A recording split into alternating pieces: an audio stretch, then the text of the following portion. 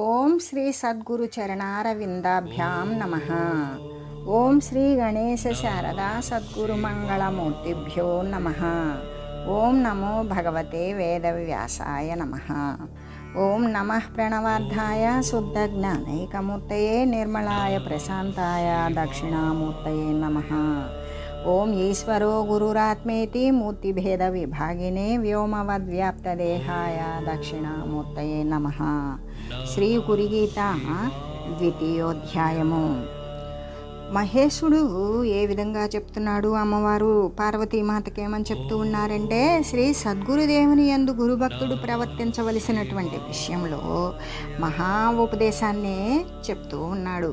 అందుకే శాస్త్రాలు ఏమని చెప్తూ ఉన్నాయి అంటే, సత్యం భూయాత్ ప్రియం బ్రూయాత్ న బ్రూయాత్ సత్యం అప్రియం ప్రియంచనానృతం బ్రూయాదేశ ధర్మ సనాతనః అని శాస్త్రం చెప్తోంది. అంటే శ్రీ సద్గురువు దగ్గర ఎప్పటికీ కూడా అసత్యము చెప్పకూడదు. అసలు దేహాలే అసత్యము. కొంతమంది తెలివి మీరిన వాళ్ళు ఏమని చెప్తారు అంటే, ఇక్కడ తెలివి అనేటువంటిది లోక సంబంధమైనది. ఈ లోక సంబంధమైనటువంటి తెలివితో కూడుకొని ఈ లోక సంబంధమైనటువంటి శారీరక రాకపోకలు రాకుండా చేసుకోవాలని మాట్లాడుతూ కూడా లోక సంబంధమైన తెలివితో కూడుకొని అసలు దేహాలే అసత్యము, అసత్యమైనటువంటి దేహాలతో కూడుకొని ఏది చెప్తే ఇది అసత్యం కాదు అనేసి ఆలోచన చేసి వారు చెప్పేటువంటివి సర్వము అబద్ధాలే ఆడతారు, అసత్యాలే చెప్తారు. అసత్యమైనటువంటి దేహాన్ని అసత్యము అని దానిని ఉన్న ఫలంగా నశింపజేసుకోలేము. ఆ వచ్చిపోయేటువంటి స్థితి కలిగినది, మార్పులకి లోనయ్యేటువంటిది, వికారాలకు మూలమైనది. కాబట్టి ఈ యొక్క దేహము అనేటువంటిది స్థిరము కాదు, దీనిని నమ్మకు. స్థిరమైనటువంటి పదము పరమాత్మతత్వము. ఆ పరమాత్మతత్వాన్ని నమ్ము, అక్కడ స్థిరమై ఉండు.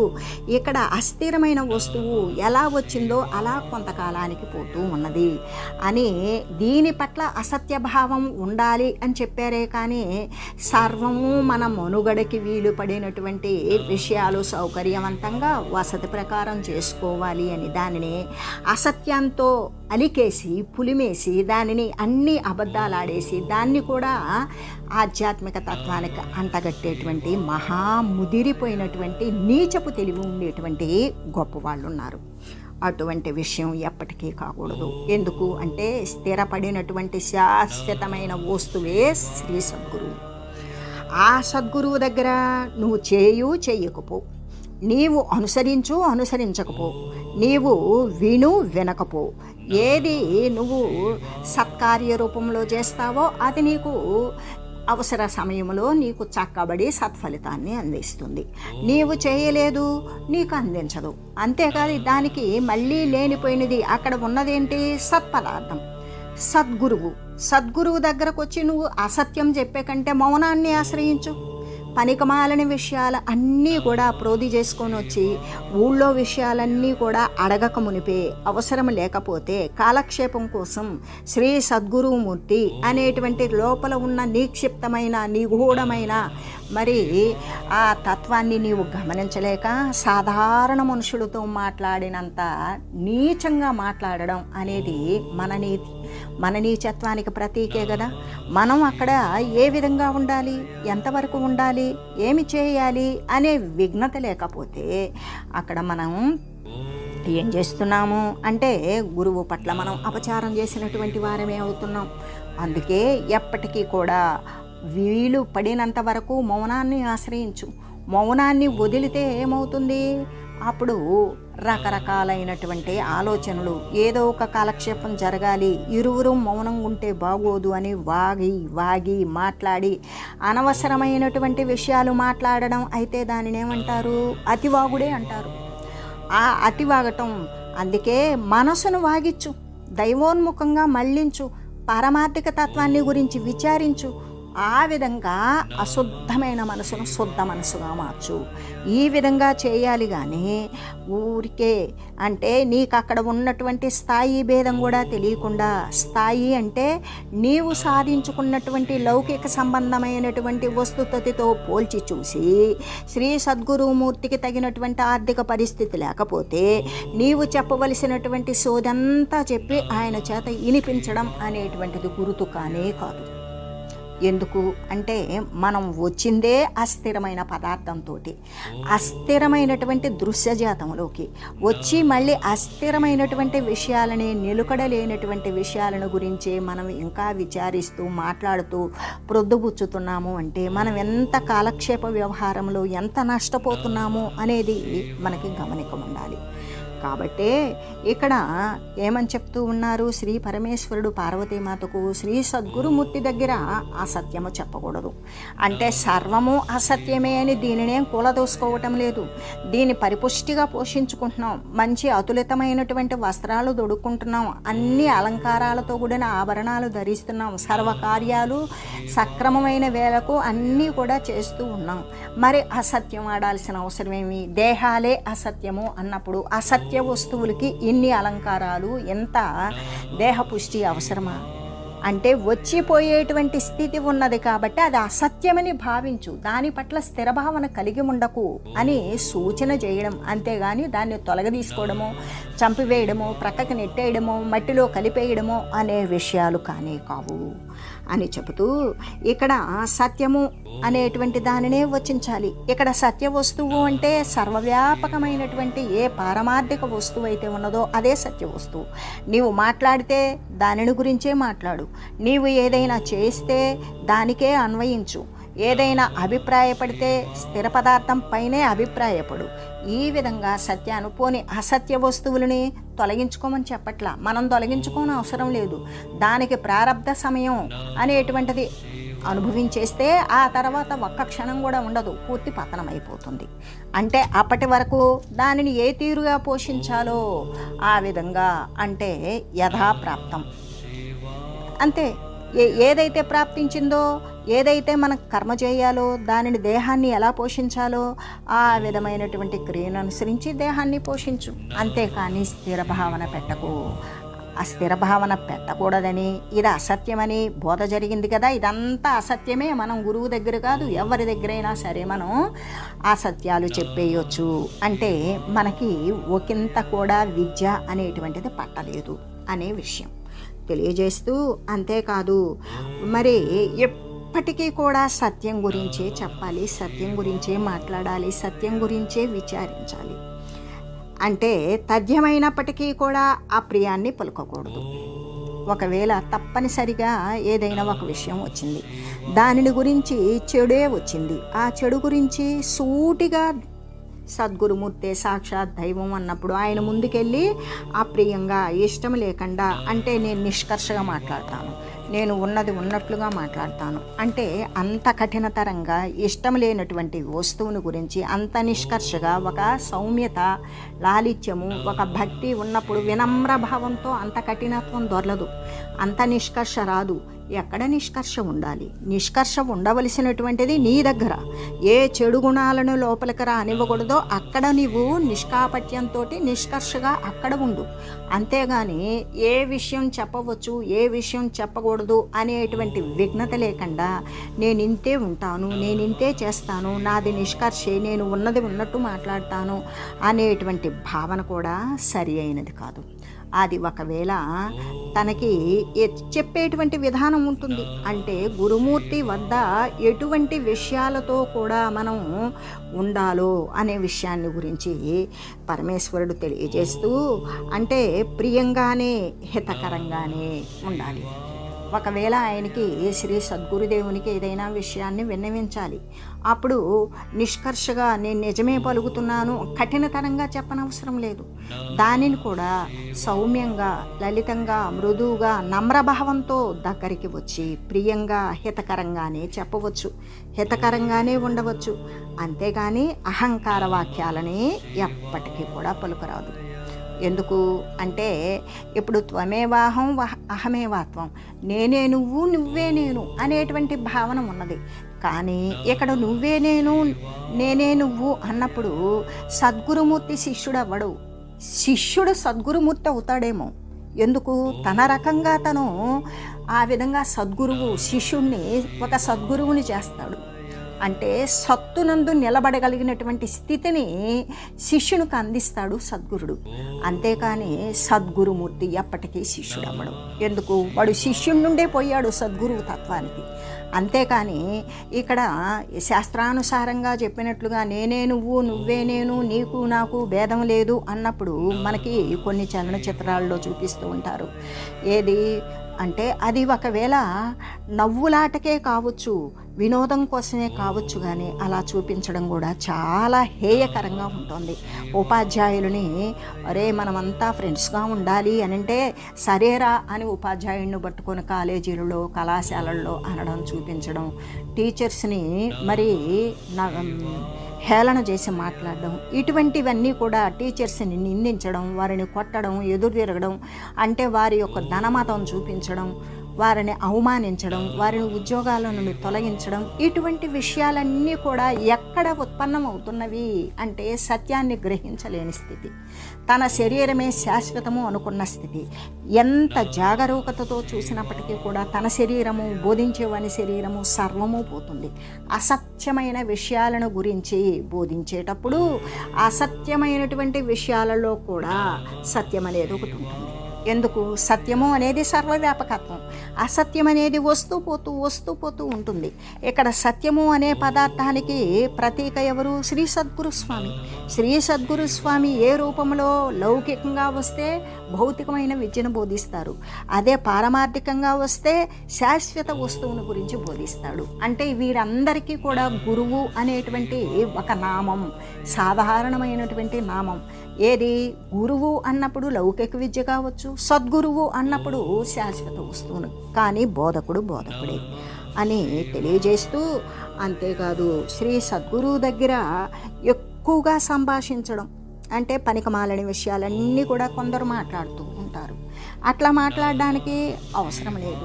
అహంకార వాక్యాలు, అహంకారంతో కూడుకొని నువ్వు నేను అనేటువంటిది సర్వసాధారణమే కదా. గురునైవ శిష్యం చిదానంద అంటే నువ్వు, శిష్యుడు లేడు, గురువు లేడు, నువ్వు నేను సర్వము ఆ శివుడనే నేను, శివుడనే నేను సాక్షాత్తు శ్రీ శంకర భగవత్పాదులే చెప్పారు.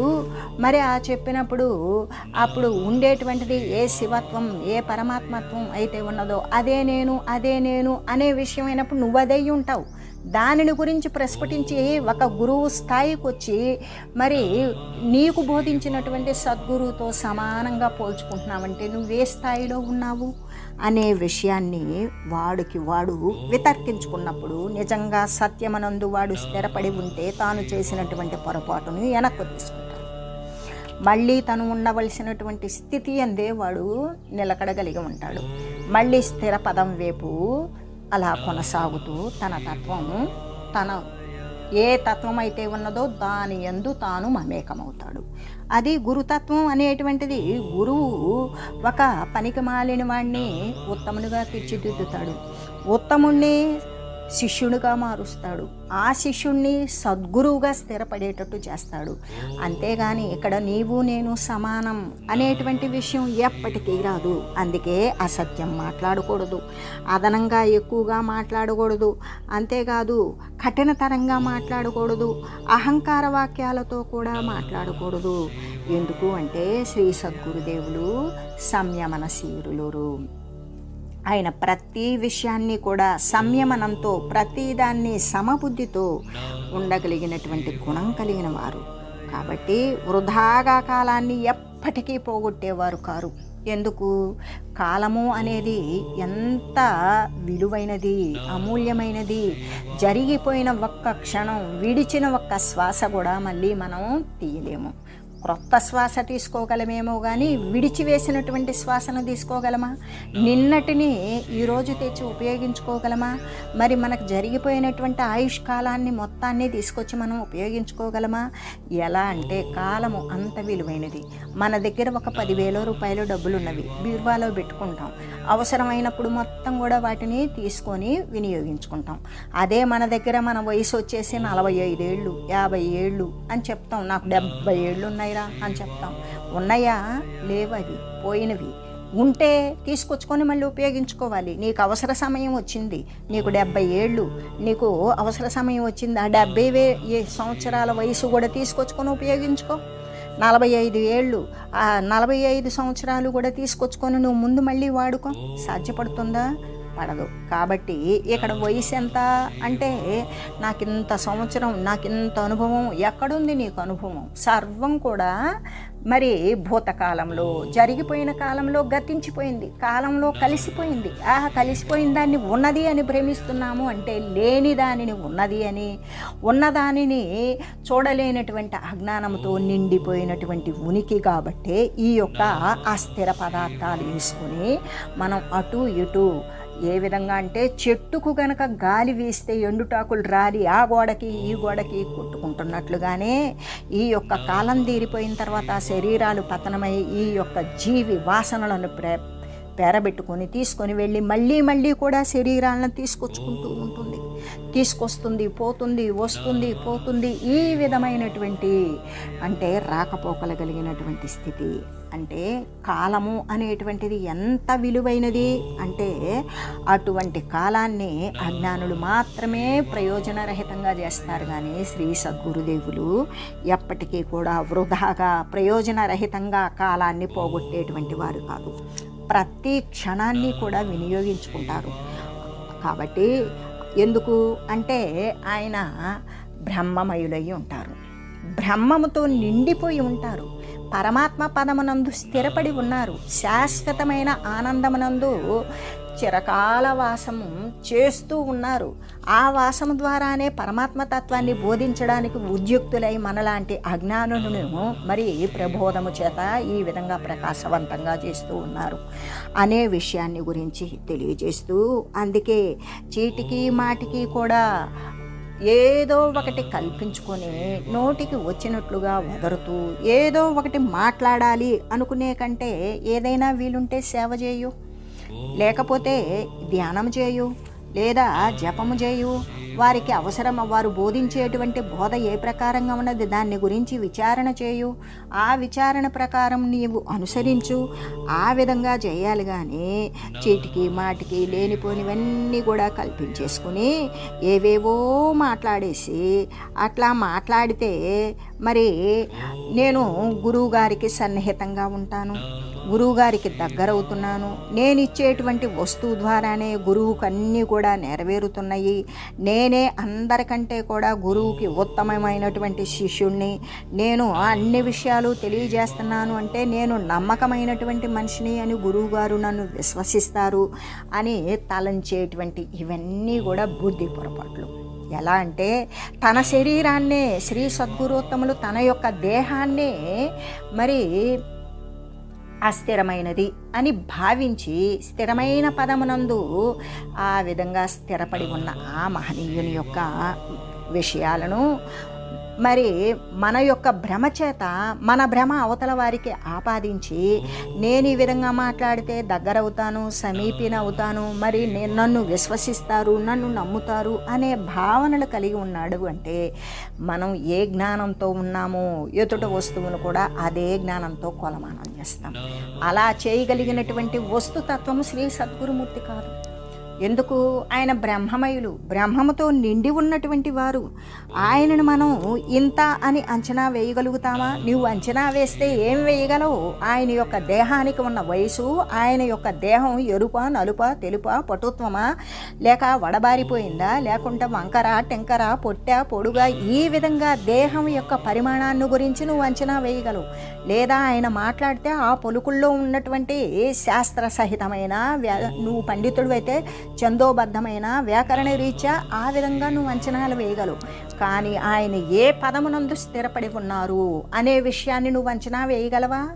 ససేమిరా, నీకు చేత కాదు.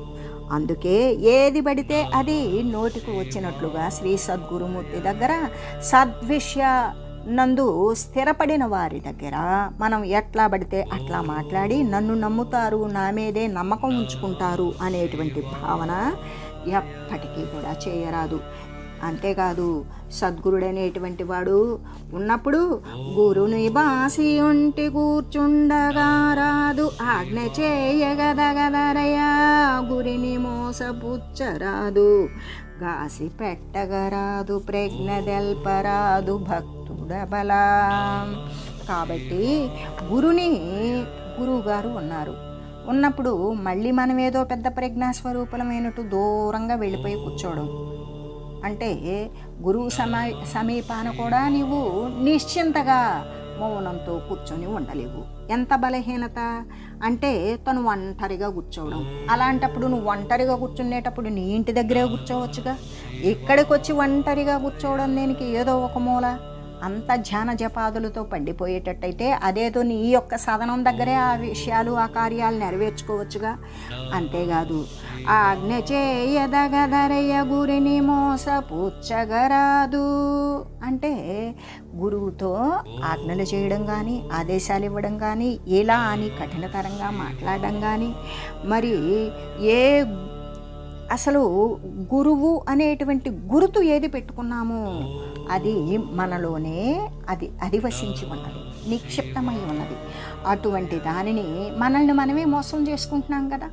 అలా ఎవరినో మోసం చేస్తున్నాం. అక్కడ అబద్ధాలు ఆడాం, గురువుగారు నమ్మేశారు, ఏం పర్వాలేదు అనుకుంటే అక్కడ గురువుగారు నమ్మారో లేదో, ఆయన మౌనంగా ఉంటే నమ్మారు అని నువ్వు భ్రమపడ్డావు అంతే. కానీ అటువంటి మోసం ఆయన్ని పుచ్చాను అనుకున్నావు కాదు, మనమే మోసపోయాం. మోసపోబట్టే ఈ యొక్క దేహాలు వేసుకొని మోసుకొని తిరుగుతూ ఉన్నాం. కానీ ఈ మోత వద్దు అని కదా నువ్వు గురువు ఆశ్రయానికి వచ్చింది. ఆ శ్రమను తప్పించుకోవడానికి వచ్చి మళ్ళీ అటువంటి క్రియనే నీవు పునరావృతం చేస్తూ ఉన్నావు అంటే అది అసలుకి ఇక నీ యొక్క దుష్కర్మ ఫలితాన్ని గురించి ఎవరైనా చెప్పగలరా? చెప్పలేరు కదా. అంతేకాదు, గాసి పెట్టగరాదు, ఏమాత్రము కూడా మానసికంగానైనా సరే కఠినోక్తులతోటి బాధ పెట్టడం అనేది చేయరాదు, మోసం చేయకూడదు. ప్రజ్ఞ తెల్లపరాదు భక్తుండు అంటే నేను ఇంతే ఉంటా, నాకు ఇలాగ ఉండడమే వచ్చు, నేను అయితే ఇదిగో ఇంత కఠినతరంగా ఇట్లాగే ఉంటాను అని చెబుతూ వారి యొక్క ప్రజ్ఞను గురించి గొప్పగా నేను ఇట్లాగే ఉంటా, అసలు నా మనస్తత్వమే ఇంత, నా పద్ధతే ఇంత అని గురువు ముందు ప్రగల్భాలు ప్రజ్ఞలు పోతూ ఉంటారు. అది చాలా నీచ కార్యం అని తెలియజేస్తూ ఓం మంగళం శ్రీ గురుదేవాయ మహనీయ గుణాత్మనే సర్వలోక శరణ్యాయ సాధురూపాయ మంగళం. ఓం లోక సమస్త సుఖినో భవంతు. ఓం శ్రీ సద్గురు పరబ్రహ్మార్పణమస్తు. ఓం తత్సత్.